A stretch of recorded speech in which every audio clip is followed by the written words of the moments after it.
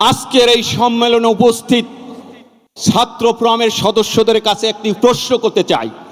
প্রশ্নটি হলো, আজকে যে বিশ্ব ব্যবস্থা, এই বিশ্ব ব্যবস্থা আমাদের জীবন, সম্পদ, ইজ্জতের নিরাপত্তা কি দিতে পারবে? আজকে যে বিশ্ব নেতারা আমাদের এই বিশ্ব পরিচালনার দায়িত্ব নিয়েছে, তারা কি আমার এই বিশ্বে আমাকে জীবনের নিরাপত্তা দিতে পারবে?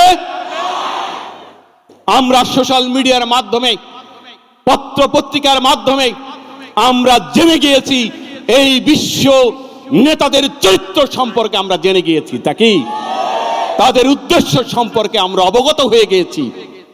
সুতরাং আমরা জানি আমাদের এই বিশ্বে আমরা নিরাপদ নই।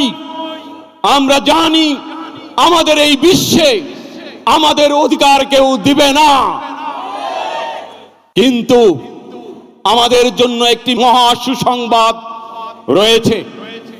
আল্লাহর পক্ষ থেকে আমাদের মুক্তির জন্য, আমাদের অধিকার প্রতিষ্ঠার জন্য, আমাদের শান্তির জন্য, আমাদের নিরাপত্তার জন্য একটি আদর্শ মহান রব্বুল আলামিন আমাদেরকে দান করেছেন। এবং এই আদর্শ মোতাবেক এই আল্লাহর জমিনে শান্তি প্রতিষ্ঠার জন্য যে মহান নেতৃত্ব দরকার, যে সঠিক নেতৃত্ব দরকার, সেই মহান নেতা আল্লাহ আমাদেরকে দান করেছেন। সুতরাং আমি যুব সমাজকে, ছাত্র সমাজকে আজকের এই ছাত্র ফোরামের মিটিং থেকে আহ্বান করব, তোমরা আর বিভ্রান্ত হবে না, তোমরা আর পথভ্রষ্ট হবে না, তোমরা আর এদিক ওদিক ঘোরাফেরা করবে না। আমাদের এই জন্মভূমি, এই পৃথিবীকে আমরা যদি নিরাপদ করতে চাই, আমাদের ভবিষ্যৎকে যদি আমরা নিরাপদ করতে চাই, আমাদের সম্মানকে, আমাদের ইজ্জতকে, আমাদের অধিকারকে যদি প্রতিষ্ঠিত করতে চাই, তাহলে আমাদের আর বিভ্রান্ত হওয়ার কোনো সুযোগ নাই।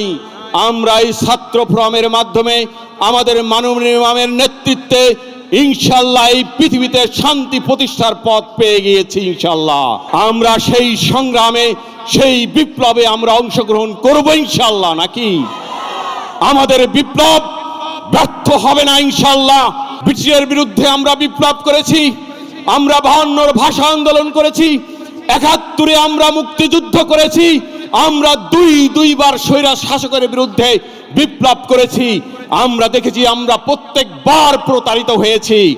আমি ছাত্র ফোরামের তথা বাংলাদেশের সমস্ত ছাত্রদেরকে অনুরোধ করব, আমরা বিপ্লবের সেই সঠিক পথ পেয়ে গেছি, আমরা আর প্রতারিত হব না।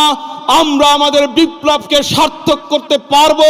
সেই সঠিক পথ, সেই সঠিক আদর্শ এবং সেই সঠিক নেতা আমরা পেয়ে গিয়েছি।